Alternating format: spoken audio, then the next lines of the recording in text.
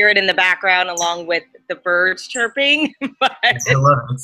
It's I was just saying to Lana before we went live here that the birds chirping in the background makes it very Snow White-esque. it totally does. I hope you can hear the drum in the background as well. Lana Parrilla, we have so much to talk about because once upon a time, it's been in the news lately for some cast changes, but the most important thing is that you're coming back. We're going to see more Regina, more of the Evil Queen in season 7. I'm very excited. I'm very happy to be coming back. What is it about this character? I think I know the answer to this, but what is it about Regina that has you so excited as an actress to play her each week? She is by far the most complicated character I've ever had to portray. I love that I never know what she's going to do next. I love that she's constantly searching to be a better human being for herself and others. I love that she's constantly evolving. And I can't wait to see her get her happy ending. I'm looking forward to that. And I'm hoping in season 7, we're going to get a taste of, you know, Regina's happiness and hopefully sustain it for some time. The way season 6 ended, the final battle, we got those 2 scenes at the end, one with Regina and the dwarves were bowing to her and they put Queen on her door. And then we also saw the Evil Queen in a final moment getting proposed to. So those were happy endings. And if the show had ended right there, would you have been happy with those endings? Yes, I would be. I feel that Regina doesn't necessarily need a partner to have a happy ending. She once said that being at peace with herself is her happy ending. And I feel like she's reached that place.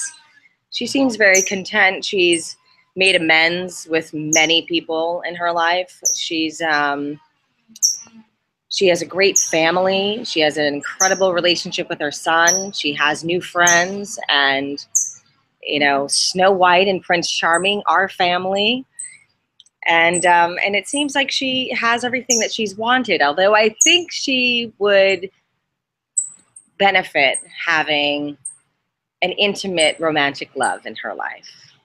Somebody that doesn't die off. Someone that's not taken away from her and killed by some crazy magic. Right. The trajectory of your character from the pilot episode to the end of season 6 is just so incredible. Can you talk a little bit about how she's grown over the years? And that has a lot to do with Eddie and Adam, your masterful showrunners. Yes. Regina has come far over the last 6 years. We were introduced to her as this vengeful, angry, complex, evil queen who, you know, cast this curse and then really continued with that sort of mentality and sort of drive in Storybrooke, where she was still possessed that darkness and that evil sort of tendencies and nature in her. But she, because we met her as a mother, she was a bit more evolved in Storybrooke than she was back in the Enchanted Forest as the Evil Queen. And I think having Henry and the fear of losing him is really what sent her on that path of, you know, sort of self-enhancement and you know, making better choices in her life to keep the ones she loved close to her. And you saw that sort of internal struggle over the years, and you've seen her grow as a mother, as a friend, as a woman, as the mayor. And I love where she's ended up. And my biggest thing for her was I always felt bad that she wasn't able to find, she eventually did, but it took her some time to sort of embrace both parts of her, that darkness that she really just despised for so long. And we all have parts in ourselves that we don't like, that we dislike, that we try to suppress or we try to squash. And I think it's critical for humans to learn to embrace their darkness, because it's there for a reason. And that's what we saw in episode 614 in the 6th season, where Regina was having this, you know, battle with her darkness, the Evil Queen, and she chooses to finally accept herself and embrace it. And really that's what the Evil Queen wanted all along, was to be accepted, to be loved, to be understood.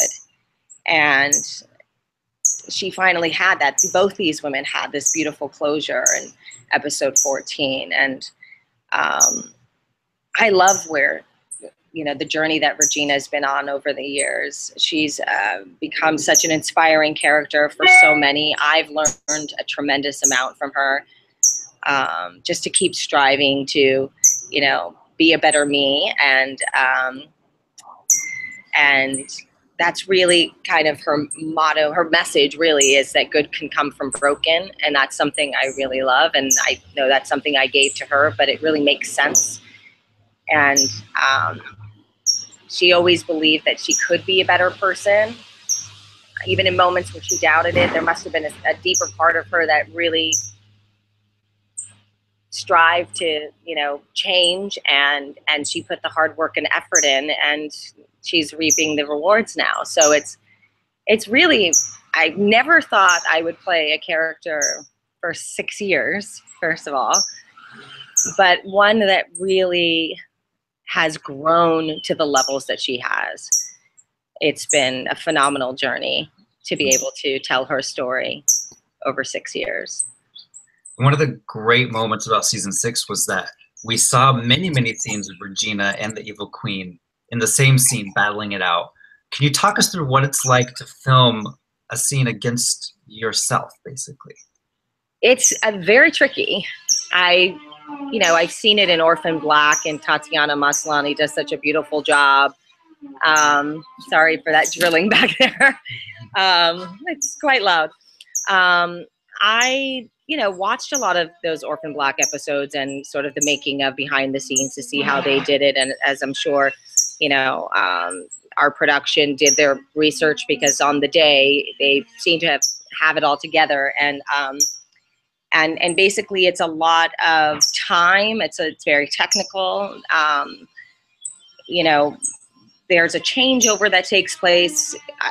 Once I'm playing Regina, that's an easy look to sort of put together, but then transferring over into the Evil Queen is about a 2-hour changeover. So, sometimes depending on if there was time to go shoot another scene in between, they would and have me in the works. And then I would come back and film the other side. And every time I was playing either character, we always had a double who was portraying either Regina or the Evil Queen to play opposite me.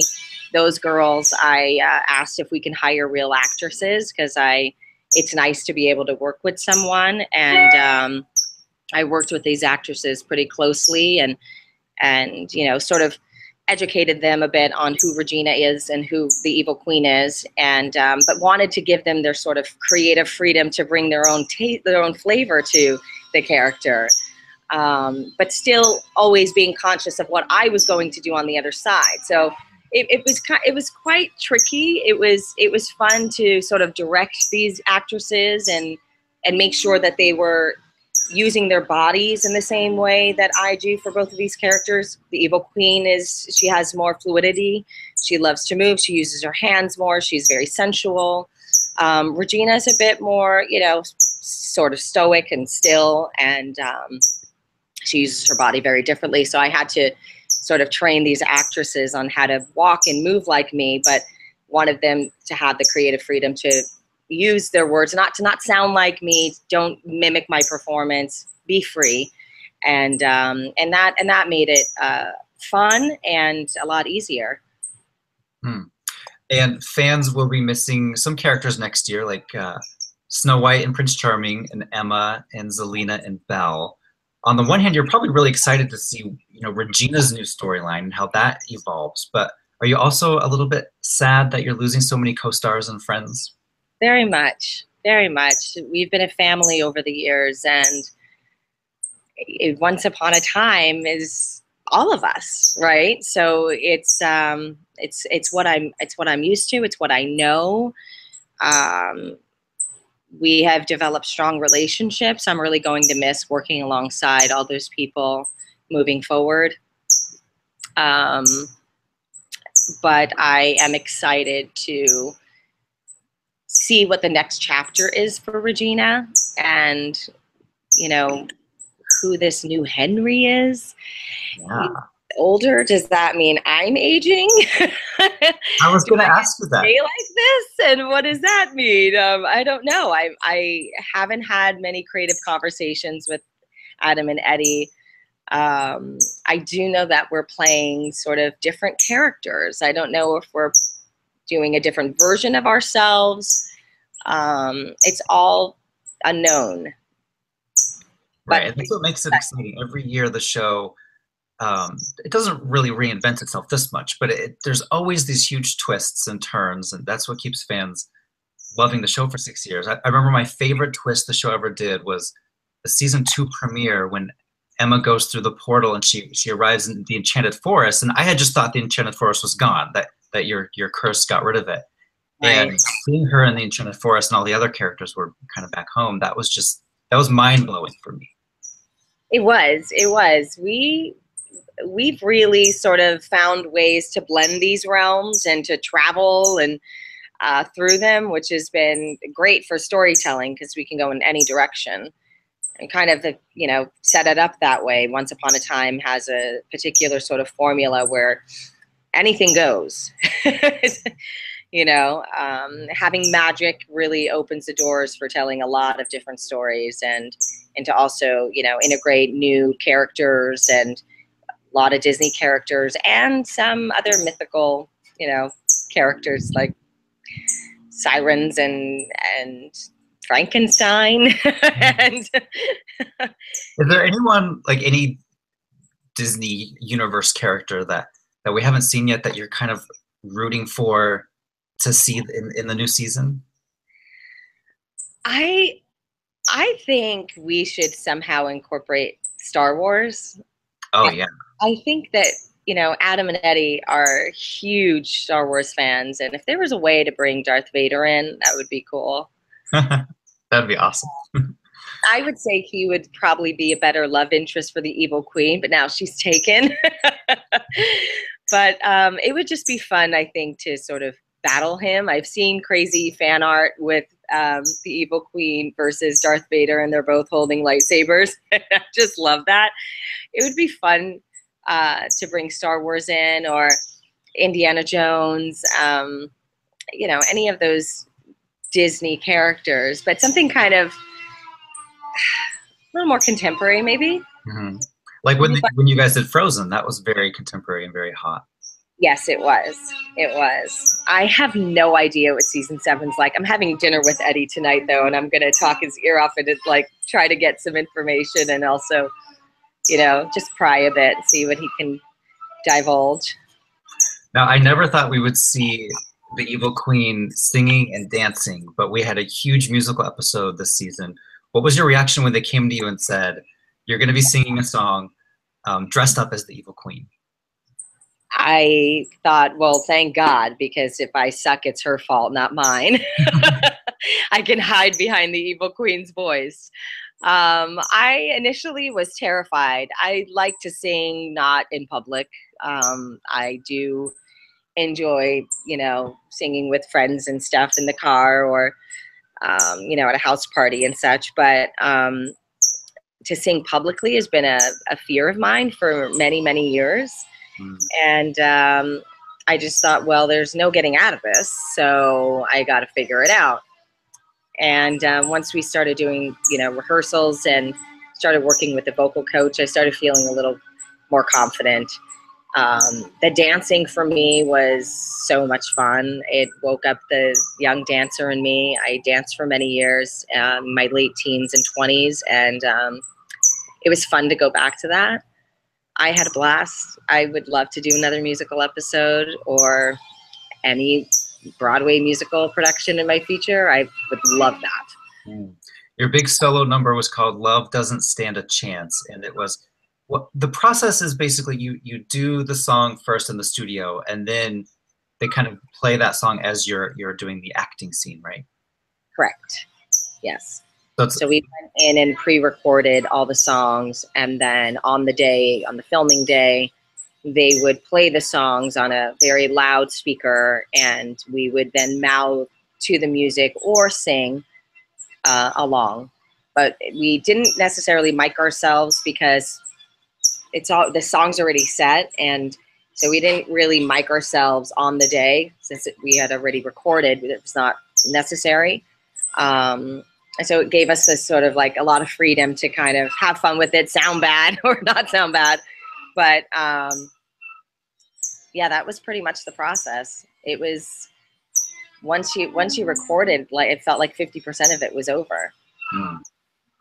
The Evil Queen always uses magic. She's always, you know, doing things with her hands, as you said earlier. Can you show us your method so that your fans know what is it without the special effects and the visual effects? What does it look like? I'm just curious. Well, what I create visually for myself is, I think of like forming a ball. Kind of, I played softball growing up, so kind of holding the ball in your hand and kind of turning it over, but having a little tension, because obviously it has some weight to it, and it's a fireball and it's hot, but I don't necessarily feel the temperature.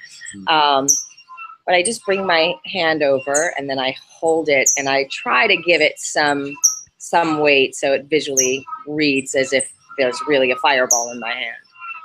That's pretty much it. And all the sort of magical gestures that I do,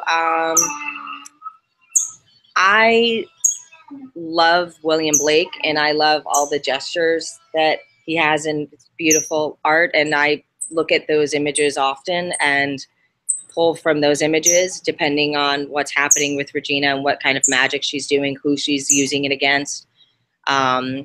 I sort of do my research. I have my William Blake books here, and I flip through them and look for the gesture that sort of pops out to me, and then I try to recreate that. And they give us the sort of freedom to, you know, convey the magic in any way that we want, as long as it's sort of, you know, working with them visually for the vis effects. You know, you have to keep some distance, and you can't have your hands too close to you. So there's a lot of technical stuff that involves it, but I mean, I love it. I just create it all. It's like you're a kid again, and you're in this magical forest fighting dragons, and, you know, your friends are hiding behind a bush and you're going to protect them, and you just end up with sort of creating this imaginary world, and it's fun. Before your role on Once Upon a Time, what role did fans come up to you and recognize you from the most? Probably Swingtown. Trina Decker. She was another controversial character that I played, and I loved her. I miss her a lot. She was a blast. She was so free and fun and devilish in her ways. She was,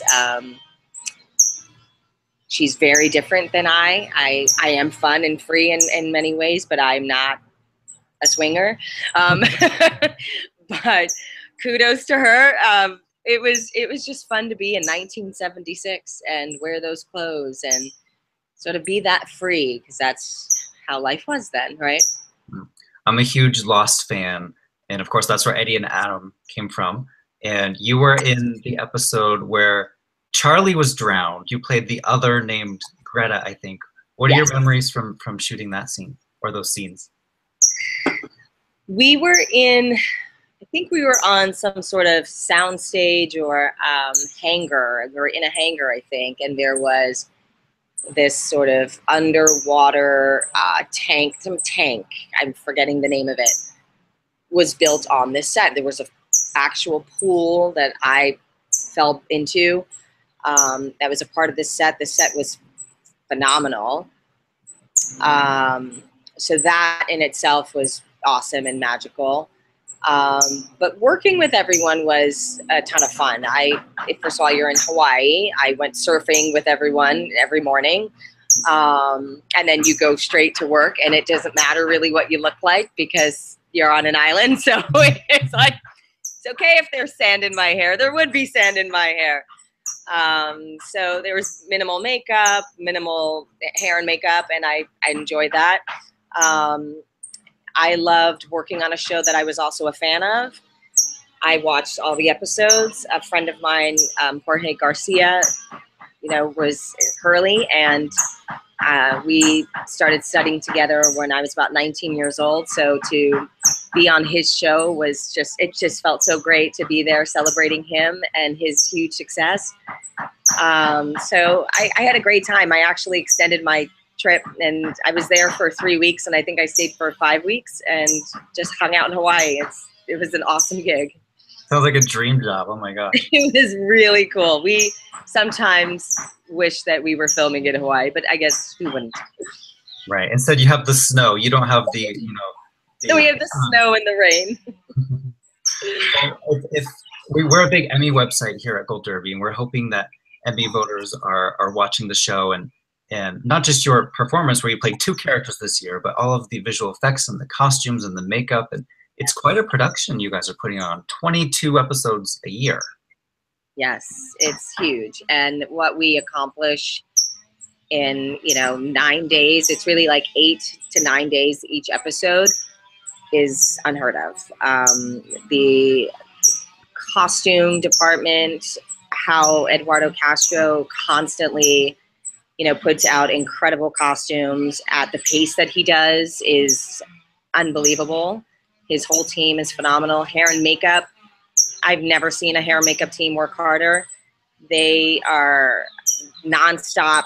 We have 8 million characters in every episode, so they are just, they get there before us, they leave after us.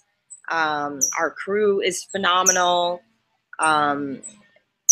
I think that Once Upon a Time is a very unique show for so many reasons. That our storytelling is unique.